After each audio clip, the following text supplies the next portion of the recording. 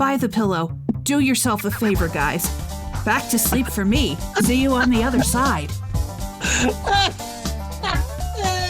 And now, CheezWits. Hey. Hey. Give me a minute. I'm on my way in my car now. Okay. I have a fascinating event to talk about. Oh, no, really? Oh, yeah. Like something like a crazy... It has the word abduction involved. What? This is exciting. Yeah. Yes, right? It's crazy. All kinds of crazy stuff going on. Oh, there goes Willie. Good old Willie. Oh, yeah. You don't know who he is. I can't. Obviously, I don't know who he is. You don't know who he is. Good night. Yeah. Oh, Lord. All right. Elsie, I'll see you in the morning. Have a nice one. You too. Oh. All right. You know, it's hotter than snot here. Yeah, here too. Oh, Christ. But also, it's the first time it's been hotter than snot here so far this year, so I can't really complain. Yeah, no. Well, here, my car says it's 92, so it must be like 85. It's 90 here. Oh, it's a little bit humid here, too. You got high humidity or what? Yeah, it's always humid here. Oh. The humidity just makes it offensive. I couldn't deal with it. I really couldn't. I can tell you now. So, I'm coming in this morning, right? It's 5:15. I'm pulling in. I'm right across from my work. I'm pulling down the road. And I see this car parked on the side of the road, pointed in the wrong direction. Okay. And there are two girls, two smartly dressed girls, one African girl, one white girl, who just look regular, but the person in the vehicle is just giving them shit. Conversation. And then I see the guy get out of the car and grab the girl, one of the girls, by the arm and try to push her into the car. So I turn around, because I'm watching this whole thing in my rearview mirror, and I've stopped at the end of the road. So I blow around, get in front of the vehicle. She ends up getting into the front passenger seat. And I pull around because the other girl is going the other direction, and he takes off like a bat out of hell. So I call the police, and they come, and it so happens that our video picks it up at our place. Our cameras catch it up, but it doesn't get a great picture of it because it's a little too far away and a little just slightly out of frame, so you really can't see the guy grab the girl. You can see her. You can see where he gets out, but you can't. It's just too far away. Anyways, I've got a picture of them. I've got the license plate. The police go and do their thing. They find the car. There's nobody in it, of course, and they find it within like 5 minutes. It's not like it was forever. They find it. They come by. They take a video of the video we have, and that's that. And they do their investigating stuff. The person who knows how to use the cameras better than I do, weird that I wouldn't know how to use the technology. At all. I know. Hey, I was able to find the video at 5:30 in the morning. It's very impressive. Because now it's 5:30 by the time I do it, and I'm trying to get ready for a food pantry, so I've got all kinds of other shit going on.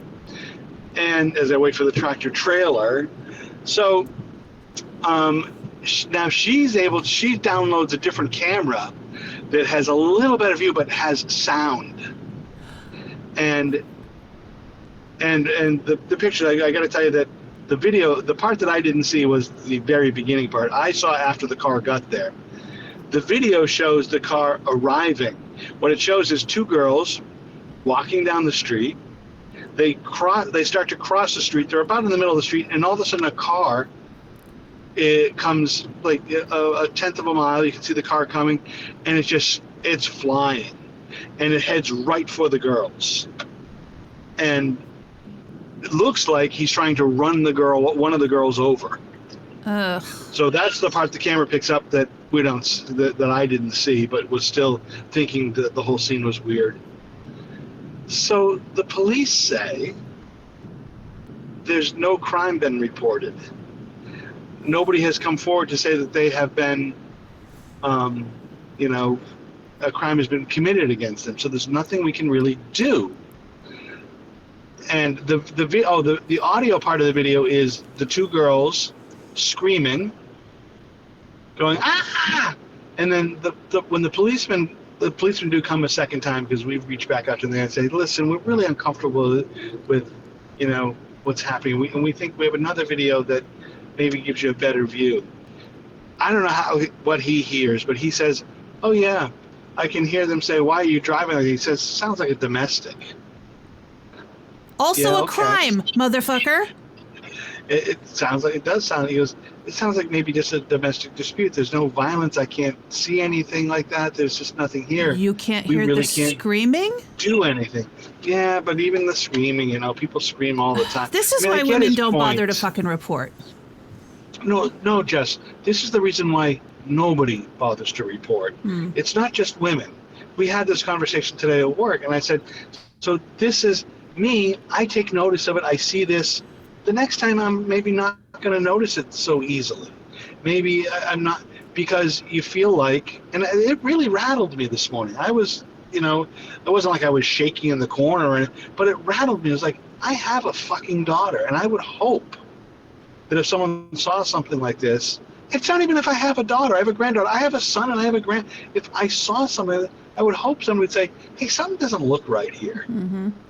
I have a wife, even if I didn't have any of those things, something doesn't look right. But There's see, what it sounds like from the perspective of somebody who has spent her whole life being on the side of, oh, you're probably overreacting. Oh, you're probably just being too emotional. Oh, you're probably just being too sensitive. Because that's what women are told all the time. Yeah, it's what men are told too now. It feels very much like they're probably going, oh, well, I mean, what are two girls doing walking down the street at 5:15 in the morning? They're probably just prostitutes. They're probably just drug addicts. They're probably just somebody who doesn't deserve our protection, even though that's absolutely not fucking true. Right. So what we talked about today in amongst us was the thing I just mentioned to you was like, so the next time I see something like this, maybe I'm not as attentive to it because of the experience I've had with like, oh, the police really think it's not an issue, or for all of those reasons, the reasons people just start ignoring and stop paying attention to things that look like this, that like, oh, what's to worry about? And the police, I think, are in the same position where I see this one time in a year, in 10 years, they see it 10 times a day. So they equate it in a certain way. And their experience says, and I get this part of it, Jess, even though I don't think it's right, but I get this part of it. They go to this call 10 times a day. 10 times a day, the woman says, I don't want to press charges, and they leave. 10 times, so they've become, not that it's right. Again, that's probably they become true. numb to it. They become numb to it as well. But you realize, and I know I'm preaching to the choir here, but part of the reason a lot of those women don't want to press charges is because of fear. Oh yeah, whether absolutely. it be fear of retribution from the guy or fear because they have become so dependent on this man that they don't know how they would be able to live if he wasn't there supporting them. Well, particularly in this case, because the woman was absolutely an African woman. She's dressed in her African garb. She's wearing the headscarf. She's probably she's somewhere from like maybe Uganda or Senegal or Senegal, somewhere where we see Angola. We have a lot of folks from Angola. So refugees and asylum seekers, and some of them no doubt have been trafficked or are being trafficked. Mm-hmm. Some of them are exactly what you said about they need to be under the protection of somebody because there are people, men of their own country and men of our country who are vultures and are looking to take advantage of these young women, because these were young women. These were women. So from my first view of what I saw, I was thinking it was like teenagers, 17, 18, 19. They could have been 22, 23, 24. I don't know. They did not look like prostitutes in any stretch of the imagination. They certainly weren't homeless. Mm-mm. Just they were dressed too well. They were neat. They were taken care of. But you know, they were. But there's an automatic instinct in our culture to blame the women for being out on the street at 5:15 in the morning. Yeah, I wouldn't blame them for that. They might be going to a job. Yeah. They might be on their way to a cleaning job that starts early, or they're on the. So at my place, at my place, it is not unusual for me to arrive at 5:15 in the morning, and there are people in line waiting to sign up for the free clinic. Mm-hmm. People leave their houses. Yes, but men are never questioned about why they're anywhere at any time wearing anything. No. I don't.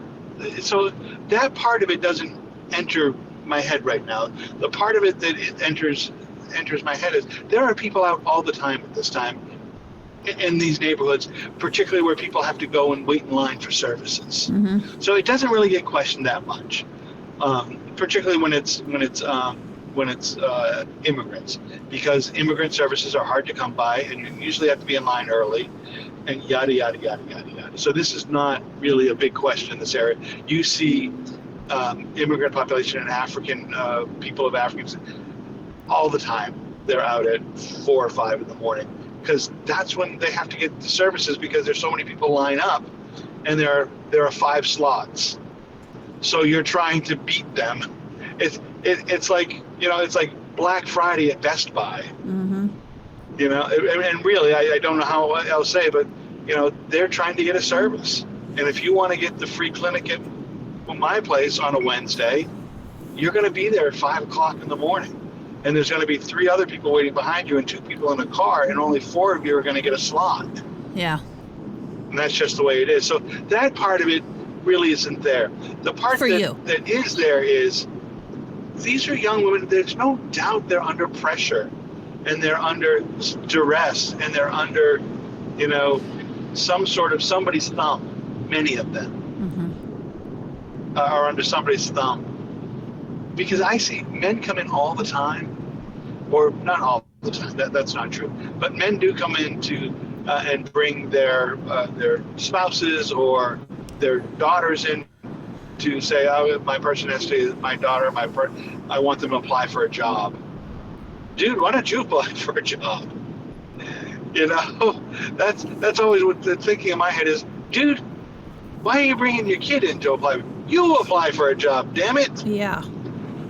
The thing is, though, that lots of times kids have a work permit before the parent has a work permit. Mm-hmm. Well, just the way it works. And I don't know if you've heard it, but did you hear about this Stanford study that just came out about job applications? No, go ahead. So, Stanford released a study where some huge percentage of companies are using AI in their vetting of job applicants, right? Which that's not surprising at all. No. But what it was showing was that these AI, are you still there? Yeah, you're still there. Yeah, I'm here. These AI screening vendors, a lot of the companies are using the same handful of vendors. And if this AI scans your resume and determines that you don't have the right keywords or whatever in your resume and rejects it, then it rejects it. It holds on to that rejection in its system for 335 days or something. And it rejects it across the board for all companies using that same AI vendor. All right. So say. Let me give you an example with me. Let's say I applied for a job with, I don't know, Sirius XM. Now, Okay. I have actually confirmed with my former boss who works for that company that they do not do this. But let's say that they did. Okay. And they're using Wally's AI company. And Sirius is using Wally's AI company. So I apply for the job on their website. I upload my resume. Wally's AI company then automatically scans my resume, and before any human being has seen it, it kicks my resume out as unqualified for the job because it does not have one specific keyword in it that is in the job opening, that is in the job listing itself. So there's no critical analysis of it. It is only the job listing has these qualifications required, and the resume does not have those keywords in it, and therefore it kicks it out and no human ever looks at it, and it rejects that person. But then Wally's AI is then holding on to that rejection and applying it to every company that uses Wally's AI For 335 days. for 335 days. Fuck me. Which means if I apply for a job in May of 2025 and no human ever sees my resume, but some AI machine has determined that I do not qualify for that job, I then also don't qualify for any other job with any company that happens to use the same fucking AI vendor for Regardless of the job. 35 days. Regardless of the job. Yeah. And so, A, fucked up. So B, so if the job description said typing, let's say it says this and this and this and this and this and this and this and typing, and none of those words show up in your resume. If one of those words shows up, you're okay. So if the word typing shows up, Not necessarily. Okay. Whoa. But if it has none of those words, you're guaranteed to be passed upon. Yep, you're out. So if there are these 10 keywords that are in the job description and none of those words show up in your resume, you have no hope at all. Essentially, it applies a score to you. Okay? Fucking hell. So let's say it's a score of 1 to 100, and for this job, I scored a 43 because I didn't have the right keywords in my resume. Right. I now am scored a 43 across the board. It doesn't matter what job it is because I already scored a 43. Oh. So you're shit. And the companies only want people that score 90 or above. And you know who? So I'm just going to say, and you know who they're going to get? They're going to get people who know how to create a resume that has nothing to do with their ability. I saw They're something. going to get the people who use a person to create their resume. They use AI, or they use a person who's an expert at creating resumes that get seen based upon language and words. Two things. I have also seen something where it showed that people who used AI to customize their resume and cover letter for a job opening were some huge percentage more likely to get past the AI screener and get an interview because the AI likes the AI.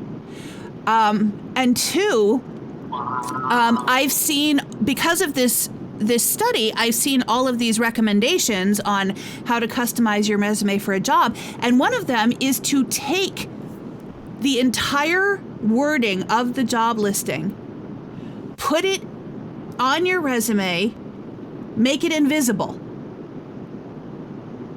What? So that the AI can see it, but the humans looking at your resume won't see it. And you make it invisible by what? Making it print in white? Yeah, if your paper is white, you make the text white. Is there a way? Yeah. Shut the front motherfucking door. Yeah. And so you put like a text box in, just put it in that text box, give it no background or anything, Yep. and it can just sit there and take up a tiny little space. Yep. Because you're just going to shrink it all down, but AI is going to pick it up. Yep. Fuck me. What a bunch of bullshit. Yeah. Fuck. And so Now, it explains a lot to me about why I haven't been able to get an interview in a year. Fuck yeah. Fuck yeah. Wow. Amazing. So, it's the reason why you're not going to get an interview, particularly when if you're applying to larger companies that are going to be using AI, right? Yeah. You're going to have to find small companies who don't have money to hire an AI company, that still have to read their own shit. Yeah. Unless they farmed it out to some headhunter or something. Mm-hmm. Wow. That's fucking amazing. Yeah. Amazingly fucked up. Yep. Oh, man. That's just fucking creepy. And unfair. Yeah. Wow. Well, I'm gonna guess, and I don't know this to be true. I'm gonna guess Walmart doesn't use that because because we get lots of people jobs at Walmart. Yeah. Lots of people, and I'm talking. And here's the fucking thing about. So, the people we get for jobs, and I've said this before. The people who apply for jobs and want resumes done, 99.8% of them are immigrant people. We get very few people who are native-born, white-skinned Americans, or even black-skinned Americans, but very few native-born Americans apply for jobs. So most of the people who are applying for these jobs at Walmart and here and there and everywhere, they don't speak English. They speak maybe a little English. They just don't know how to do a lot of things. Many of them have never had a job. They've come from Angola, and their job in Angola might have been working at a tent that was where they sold beads or something. Right. Or because they worked at a village shop where they were, I don't know, making fucking some sort of flour-based something. So, but these people get hired. We get these people jobs, or these people get jobs after applying through us every fucking day. Yeah, because and these native-born people are constantly saying the same thing. There are no jobs. It's too hard to get a job. You can't get a job. Yeah? How the fuck come this 60-year-old person who can't speak fucking English got a job, and then the 40-year-old person here who doesn't speak English and speaks it completely different? Here's somebody who speaks Swahili. Here's somebody who speaks Somali. Here's somebody who speaks Angolan. Well, it wouldn't be Angolan, but here's somebody who speaks French. And you can't get a job? Right. Fucking liars. Just liars. Yeah. Besides, Walmart's not using AI for its hiring practices, because Walmart's using AI for its dynamic pricing to fuck the customers out of money. Right. Yeah. Of course. Yeah. Of course. You have to pay attention to this shit. You have to but they hire a lot of people. Many people wash out too. Yeah. But they hire. But we get people for jobs at FedEx, UPS, Market Basket, Walmart, LLB. We get people jobs. There's a lot of folks do home health aid stuff. What I'm hearing, Wally, is that you could be helping me get a job, and so far you have done nothing. Well, do you want a job at Walmart? No. Okay. Fantastic. No, so we're not getting people professional jobs. But here's another weird thing. So people come through, like we were doing something for helping somebody today create their resume and apply for jobs. And on their resume, they have a bachelor's degree from the country they come from, a bachelor's degree from the university in their country. And then when you do a research, you see the university in the country is one of the top 10 to 12 universities. That's how it's ranked in this ranking system we took a look at. Overall, globally, it's ranked 10,000 something. And then it's comparable to, if we look at how does this compare to U.S. Oh, you to can't. University College. Their institution. But this person can't get a job because those credentials, that degree, does not translate, does not transfer over. It's why we have people who come to this country who are medical doctors, physicians, 10 years, 20 years as a physician, an actual doctor in a hospital, but they can't be a doctor here. They end up starting up being a CNA or a home health aide because they have some medical experience. So we started now investigating there are programs that allow you to use some of that, and it transfers over into a medical program or any program. These other jobs that you would have where you're a professional at something. I did see be it a lawyer. There's a website that I have not looked into yet, but because I've been having these sort of conversations and looking at these things up, my social media algorithm has changed. And now there are all of these tips on how to interview and how to get hired and blah, blah, blah, coming up in like my TikTok feed. And there was somebody who said, she talked about a website called Pro Fellow that offers fellowships for people who are out of work and have professional skills. And some of them are paid fellowships. Will you, I don't have paper. Will you send me a note? I will text it to you. Thank you. Oh, and then I have to read you this thing. Oh, you have something to read to me? I actually have a couple of things, but hang on. Good Night Moon? Is it Good Night Moon? It's Good Night Moon. Oh, fantastic. And I'm going to do it in my audiobook narrator voice.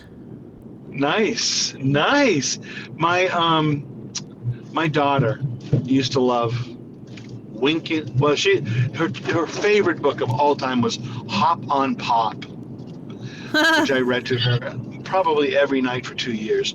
Hop on Pop, and A Nickel for a Pickle was another one, and the other one was Winkin', Blinkin', and Nod. Oh, I remember that one. And I remember Hop on Pop.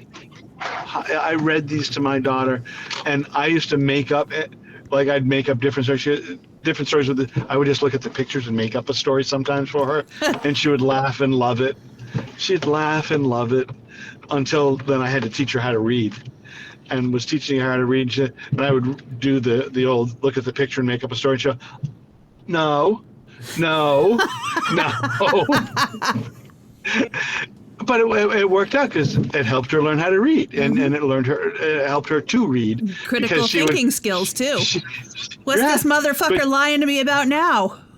Right, but she'd be trying to catch me, and it was sort of like an ongoing joke that I was trying to fool her, and she got the joke, and then she'd be able to see, oh, you're trying to get me, you're wrong, that's not what it says. And I say, okay, well, you read it then. It was just dad being a dad. Go ahead, read to me.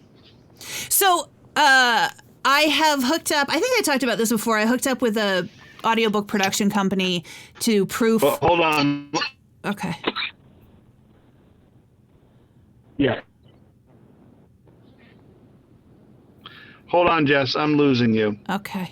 I'm just getting home. I'm losing you. Hold on. There's room for both of us on the door. Hold on. Let me open the garage and get in the house, and then I'll be able to have free access to you. Whoa.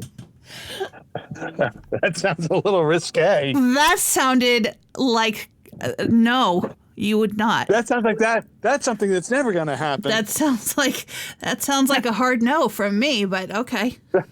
That's an improbability. Look, if we get to use multi-slap. Oh, Jess, I have another great story. After you tell me, it's so good. It's so good. Okay. I'm entering. I'm in. Go ahead. Okay. So I hooked up with this audiobook production company to proof listen to audiobooks narrated by other people before they go into the mastering phase, right? Right. So basically I have to listen to the whole thing and catch and read the text of the book at the same time and just catch any mistakes. Yeah. And I'm doing my second book for them right now. So far, both of them, the first one was an erotic novella, And this one is an open door, very spicy romance. Spicy romance. And the gist of the story so far, from what I've read, and I think I'm about 10 chapters in, is that these two people who had bad breakups and are not interested in being in relationships with each other have decided that they both want a baby, and they're in their 30s, and so time is running out. And so they're going to just have sex with each other to have a baby together. Okay, I get it. And so one of the scenes, they've had sex like 3 or 4 times at this point. And she says he's starting to push himself in, right? Oh God, please stop. He says, "You're opening." His voice was husky. "You're opening to me. I feel it. I see it in your eyes." And then here's the part. She felt it too. When the tip of his cock reached her womb, any remaining resistance melted. How big's this guy's cock? He's reaching womb. Yeah. And how does anybody know that it has reached the womb? It's reached the womb. Because I don't think that's how sex works. No, you know what? I've had sex a couple of times. It's definitely not how it works. No. And who is this novice? It actually made me go, wait a minute, was this written by a man? This sounds like it was written by a man. And it's not. It's written by a woman who has written 70 romance novels. Oh, wait a minute. Hold on. We need to know how big her womb is. She has also been published under pseudonyms. No, she's definitely a woman. I'm suspect of the womb feeling. Yeah, I just it's bad enough. The narration is it's not my favorite narration. I don't want to shit on anybody's art, but this job is it's going to pay well enough for me to, like maybe it buys my groceries this month or something. Nice. So that's good. But I'm having to listen to it on high speed because I can't. So how is the reader? Well, that's what I mean. The narration is... It's just terrible. It's not... And maybe part of it is because I don't read romance books. That's not my thing. And so there's that sort of level of ick. But then also these narrators, it's 2 narrators, and the guy puts on his voice for every line he reads. And it's so annoying. Right. Hold on one second. All right. Oh, that's for my sister. Message deleted. Wednesday, 4:04 p.m. Hold on. Oh, they deleted something wrong with my sister. Okay. What's wrong with your sister? Oh, I don't know. They didn't leave a message, so it's probably they're probably just checking in with an update with unnecessary. Oh. At this point. I really couldn't listen to that stuff. No, and it like I said, like narration is a skill and you have to work on it, and I don't know that I'm better than them. I don't, you know. It's just it's not for me. So I have to listen to it on high speed so that I can get through it faster. So have you listened to anything yet? And this is I'm not trying to be pervy here, but have you listened to anything yet that made you go, man, that's kind of sexy? Anything that's made you like I'm imagining people in this who book might or read, ever? No, yeah, I'm imagining like people who might want to listen or read this kind of stuff are looking for maybe some sort of feeling of this titillates me. This makes me want to touch myself or whatever. I mean, no, because I don't listen to books that are supposed to be titillating in that way. Most of the books Right. I read are like suspense and murder books. Yeah. But when I took that acting for audio class, and I'm about to take the second level of that class starting next month. Right. But when I took that, the very last class, we had to do a sex story. Because the teacher was trying to get across that you don't have to try to talk sexy when you're doing you're not supposed to, Right, because yeah. that takes the reader out of the story. Oh, look who has joined us. We talk sex, and here he comes. It happens every time. Hello? I'm still on my thing. I just wanted to pop in for a sec. I'll be back. Okay. Okay, be back. Good. All right. But yeah, as soon as we talk sex, that's when Chris Roth shows up. Yeah. Mention the word dick or something, he's there. But the whole idea is that you're not trying to sound sexy when you're reading the sex scene, but you bring the intent, you bring the volume down, and you bring so that the intensity it sort of makes people lean in. Yeah.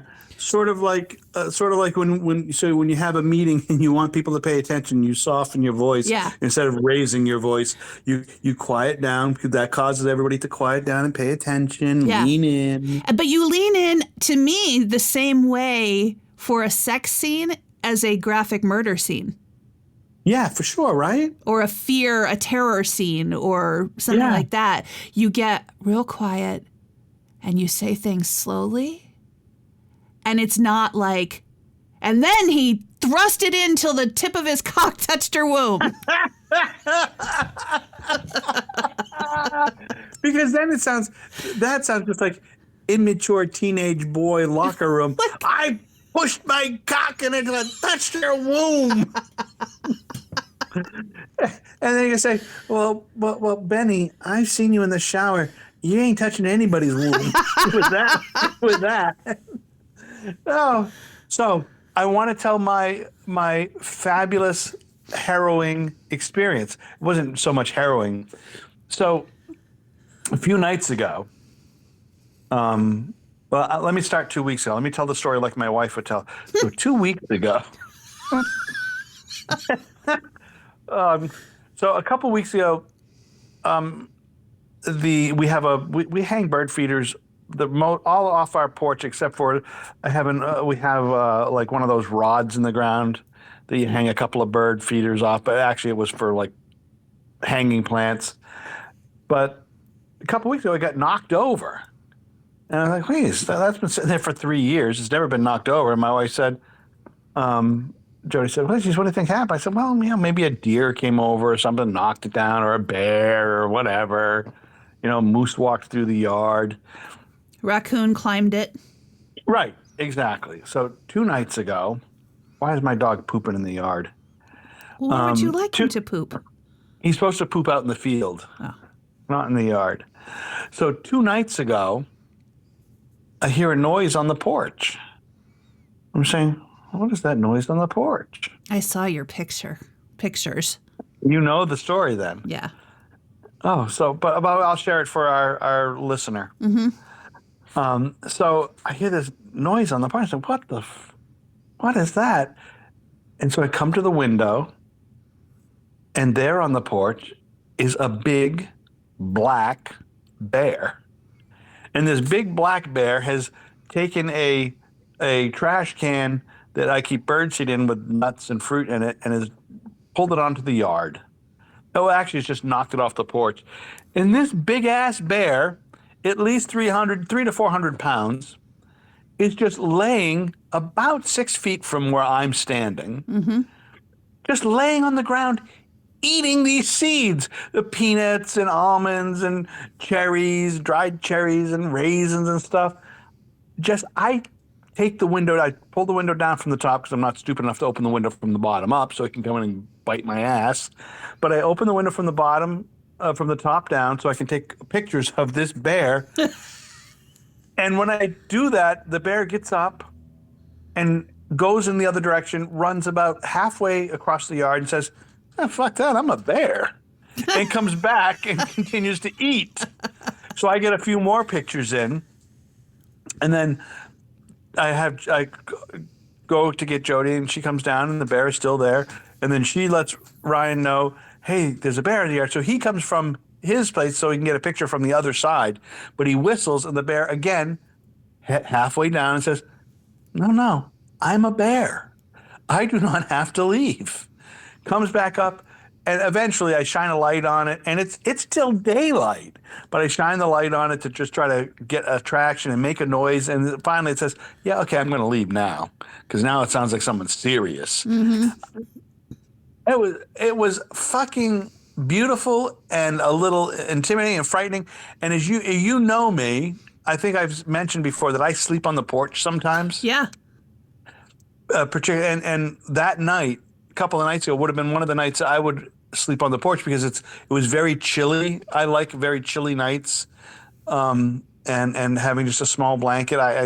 It's I don't know, a weirdness of me, and having a thin blanket. Because I just sleep so well. I sleep so deep when it's chilled like that, and I need that lots of times now. I need to find the fucking deepest sleep I can find, even if it's just 2 hours, because I don't get that kind of sleep anymore.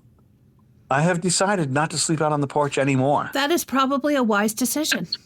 I've decided that I do not want to wake up with a bear tipping over the futon I'm laying on. Mm-hmm. But how fucking and I do not live in the fucking sticks.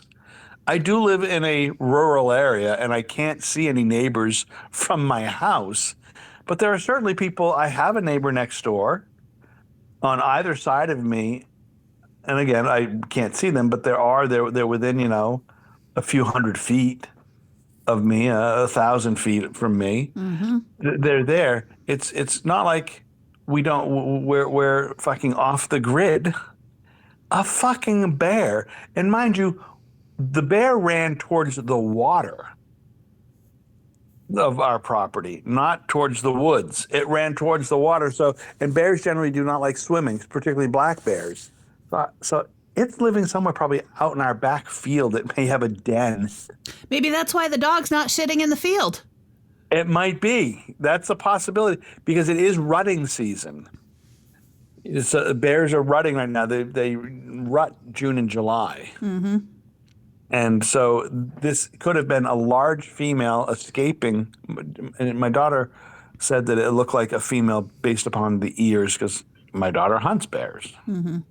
Oh, I got your texts now. Yeah, but how? It's pretty cool to be able to sit at your house and say, "Fucking, I've seen moose go through my yard. I've seen bears eat my food. I've seen fox and fucking every kind of wildlife you expect. Foxes and coyotes, all of them have been in my yard, and skunks and porcupines and what's the little weaselly white ratty looking one? Possums. Possums, yep. I've seen possums in my yard, and then out in the lake, out in the pond out front, all kinds of wood ducks and herons and otters, and what a fucking beautiful life, right? It's so beautiful to be able to live in this. And then the city where I work, 5 teenagers, all under the age of 15, were arrested for planning a murder. Yeah, that's why I don't live in the city. Yeah. That's what and I mean, 5 under the age of 15 for plotting a murder. Well, I don't know if you know this, Wally, but teenagers specifically are notoriously stupid. Oh, they absolutely are. But I can tell you, I was a stupid teenager. Mm-hmm. I never plotted a murder. Well, how much access to how to commit murders on the internet did you have as a teenager? Yeah, none. Oh. None. But what we did have, so a couple of these kids were caught with stolen weapons, stolen guns, handguns. But what we did have in my house that I grew up in, the houses that I grew up in, were guns hanging from the ceiling, like a shotgun. But we had a respect for this shit. Mm-hmm. We did not go and grab guns. We used a gun to go hunting, or we used a gun to scare off things that might be the fox, that might be jeopardizing our batch of chickens or something. We didn't even try to kill them. We just did it to get on out of here. teenagers now, they're not dumber. No. They're as dumb, but they're much more brazen. Yeah. And even the most ridiculous part of it is when 50 years ago when I was a teenager, fucking 50 years ago I was a teenager, Jess. You're 50 old. fucking years ago. I was a teeny tiny baby back then. Oh, yes, of course you were. 50 years ago, when I was a teenager, we could have gotten away with almost anything. I did get away with a lot of shit. But because there was no internet, there were no cameras, not every house had a camera, there was not this technology available to chase you, find you, none of that shit existed. Mm-hmm. You can't get away with shit anymore. No. You rob a bank thing. here, guy robs a bank, 6 minutes later, he's arrested. Mm-hmm. Even that car this morning, I give the police a license plate. 5 minutes later, they've located the fucking place in a city of 60,000 people. They've located the fucking vehicle. Yeah. And you do not get away with shit. Do they use license plate readers there? So they don't. I don't know if they do. I don't think they do. But you know who does here? Who? ICE. Yeah. So ICE is using, I don't know if I've mentioned, I might have mentioned this last time, but ICE is using license plate readers to go through the neighborhoods where it's a high density of immigrant and asylum seeking residents. And they get license plates. And they look for people who live in those neighborhoods. And then what they do is they look up those license plates to see if these people are applying for green cards, doing the citizenship, legal thing. work permits, change of addresses, things that are USCIS doctors. And then when that car moves, they go and pull them over and capture these people who are legally in the country, legally pursuing citizenship or green card or work or permit, doing the stuff that legally you want to do and is supposed to do.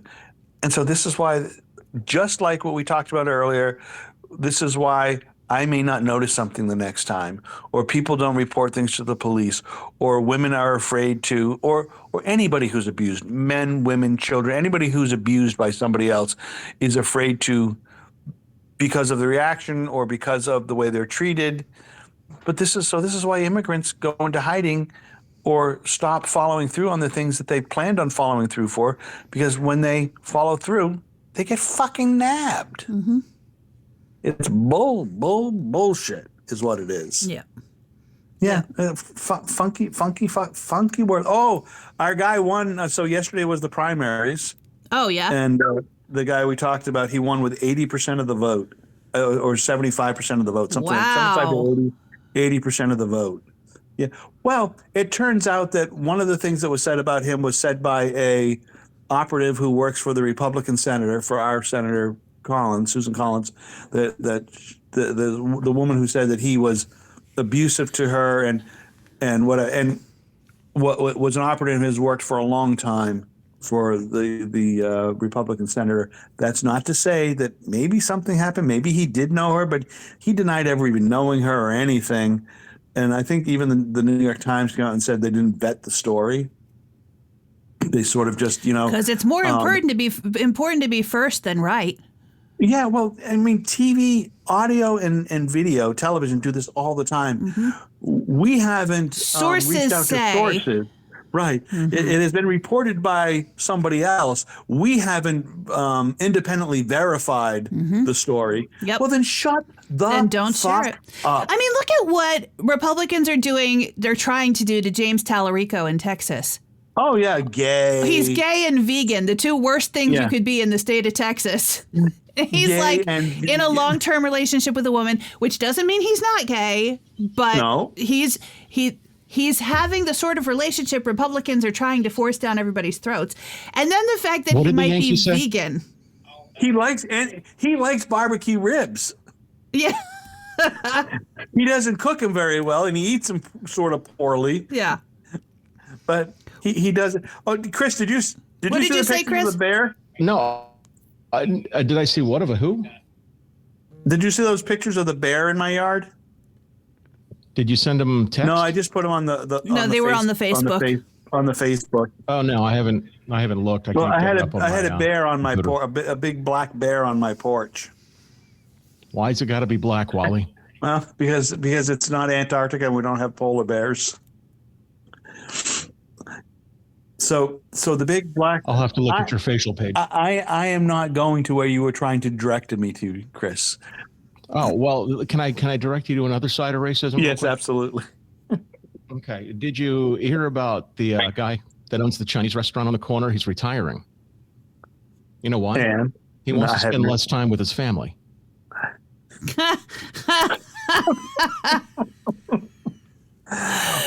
That's remarkably less offensive than I was expecting from Christopher Roth. Yeah, it was.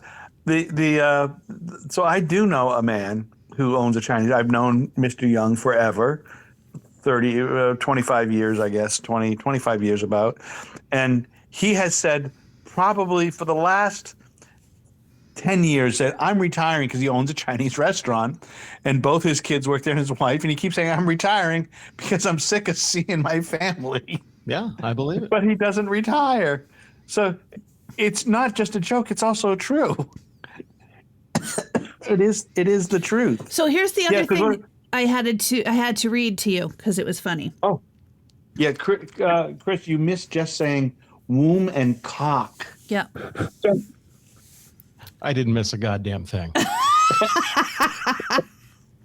So I was looking at. I had seen a thing about how sleeping with a specific kind of pillow, like between your knees or whatever, can help your alignment, and so your back pain can go away.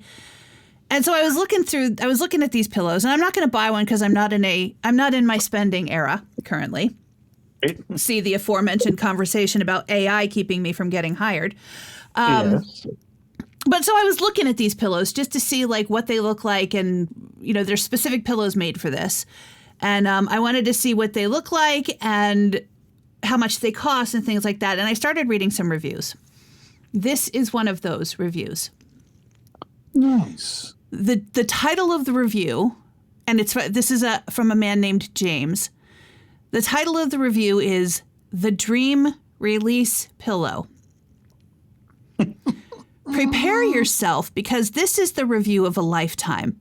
I just woke up after my first night of sleep using this knee pillow, and all I can say is wow. I am 40 years old and have never once in my life had a wet dream. Something about this knee pillow triggered the most intense, realistic dream I've ever felt in my 40 years of life. I was shaking and quaking in my sheets, and it was the most vivid, realistic dream I've ever had, to the point where it feels more like a memory than a dream. And the finish in the dream actually happened in real life. I contribute it to this pillow since I've never once in my life had a dream like this or even a nocturnal release before. I just don't have those things happen to me. I Googled if it could be the pillow, and Google said the knee pillow absolutely changed the position in which I sleep and added pressure in a place where there's normally not pressure, which attributed to the dream release. Buy the pillow. Do yourself a favor, guys. Back to sleep for me. See you on the other side.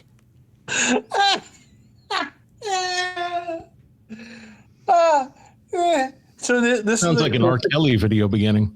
I thought it should have said Dear Penthouse, but also, yeah, that. Right. Dear Penthouse, I was driving on a dark, dusty road one evening and I came across a pillow, thumbing for a ride. He didn't say he came across the pillow, but maybe that's what happened. He could have. He could have.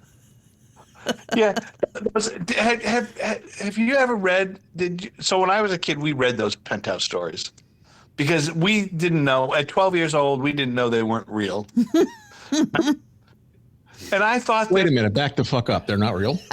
Yeah, because every guy we know has picked up a hot-looking hitchhiker and had great sex by her initiation. It always happens. And she wasn't crazy or homicidal at all. Oh, or you picked up her and her sister. Yeah. And they kept you captive for 3 weeks and just only let you use the bathroom and have sex with them. That's the way sex is. Yeah. When you're 12 years old. But only if you can touch her womb with the tip of your cock. Jess is listening to stuff back. You're opening to me. And I felt the tip of his cock hit my womb. What the fuck is going on? What is there a title for that book that you can say or no? I'm not going to say it on the. Okay, all right. Send it to me so I can download that book. Yeah, just find it in the fuck book section. What'd you say, Chris? I said find it in the fuck book section. That's right. That's right. That's in the fuck book section at Walden's. Go take a look. I never see anything like that at Walden's. Is Walden still a thing? I don't know. What do we have here? Books A Million, I think. I don't know. Walden's maybe still. Barnes and Noble's still open here. Barnes and Noble, yeah.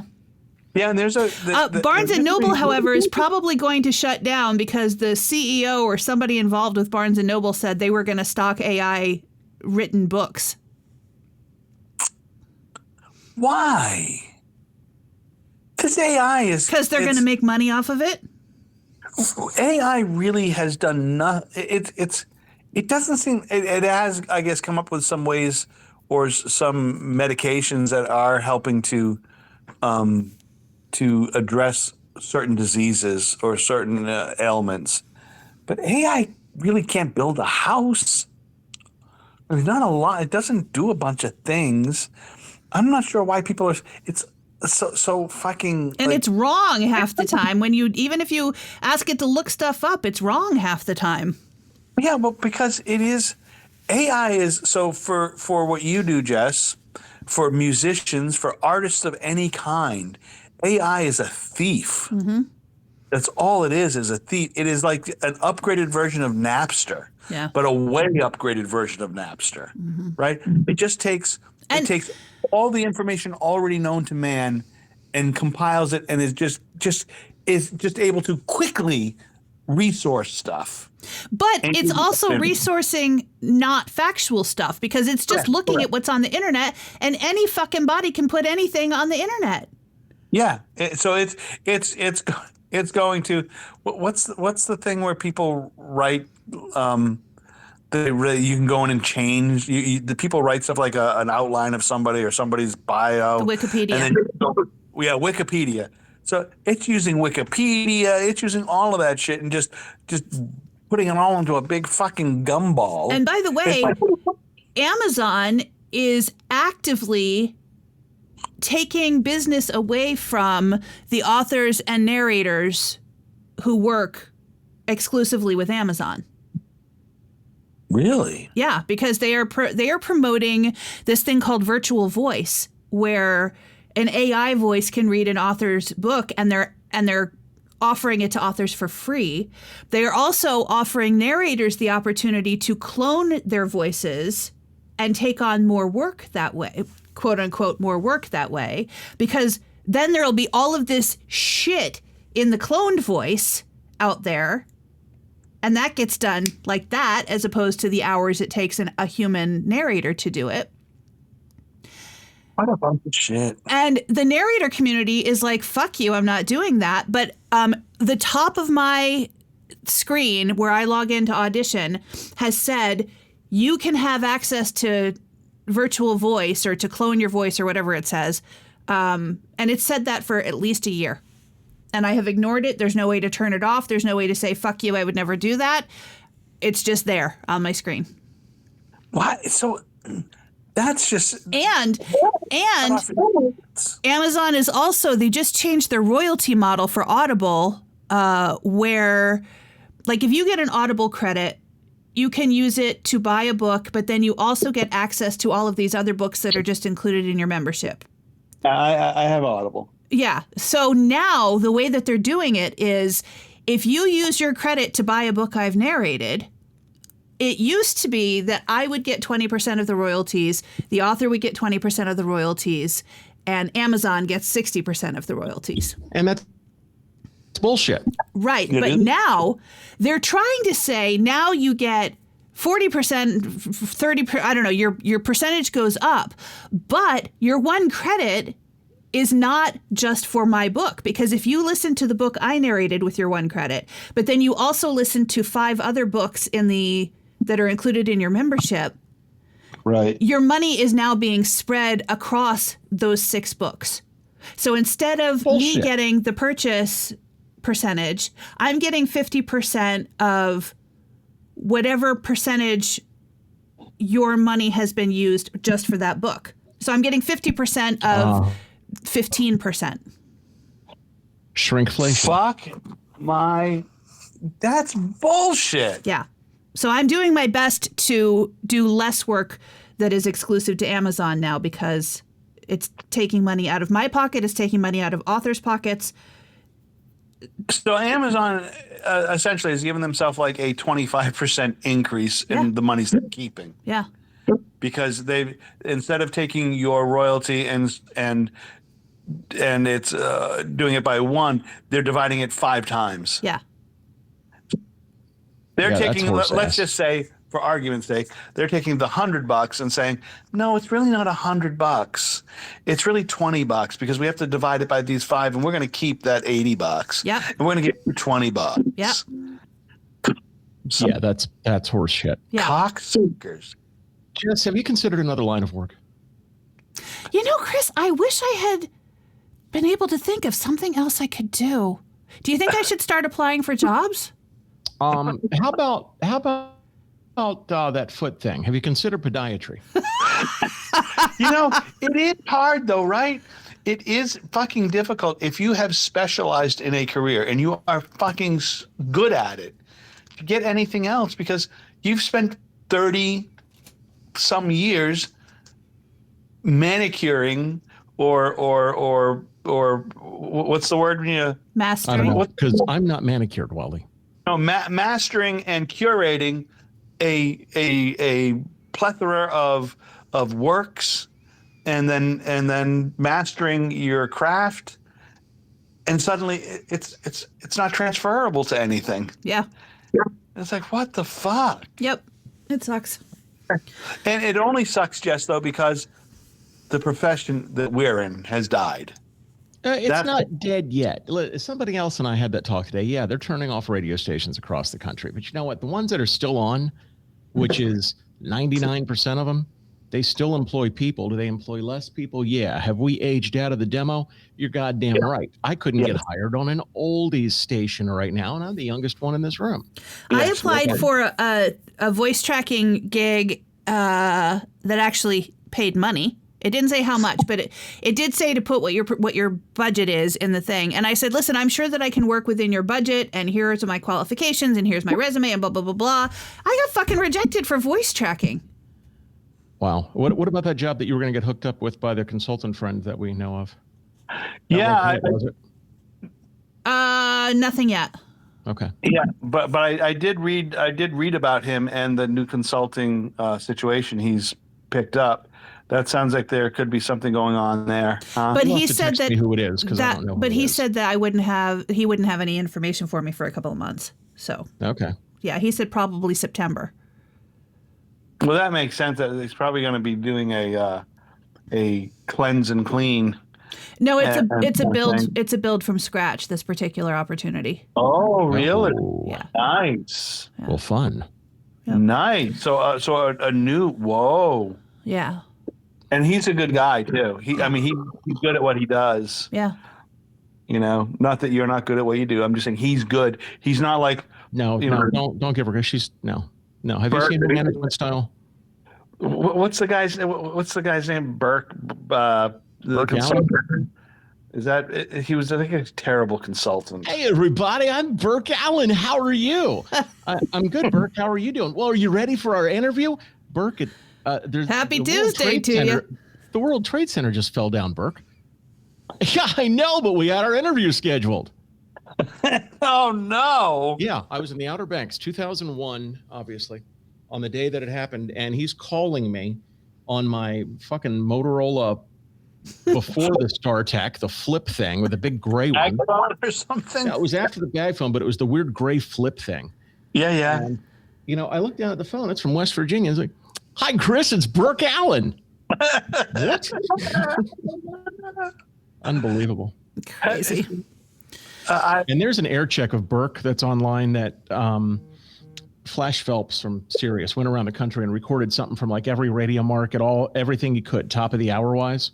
And he got to West Virginia, to Huntington, West Virginia, where Burke was on WKEE. And you can't understand what he's saying his name is, after Allen, he says something. And I don't know whether it's part of the station imaging or whether it's part of a city of license or what.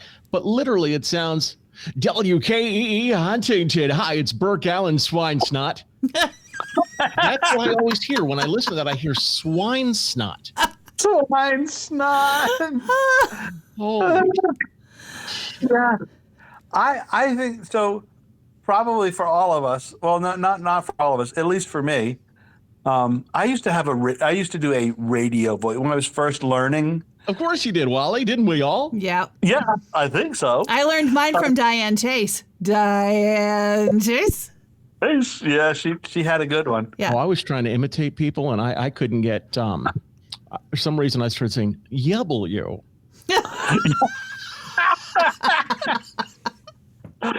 I used to copy a guy who worked in Boston, Doug Alling. It's Doug Alling, Hot 104. God, in the meantime, I've got this little AI thing that I'm using to make some prompts for some of the smaller stations that can't afford a voiceover. Yeah. So I clearly it's based somewhere out of this country, because the voice guy sounds great, sounds terrific. This 1460 WKHZ. What?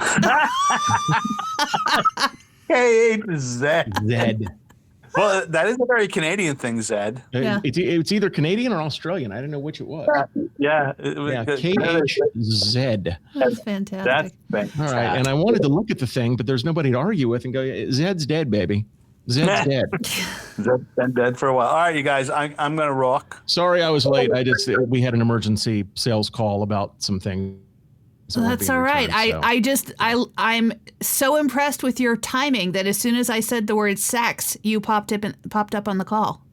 Yeah, there's a couple of things.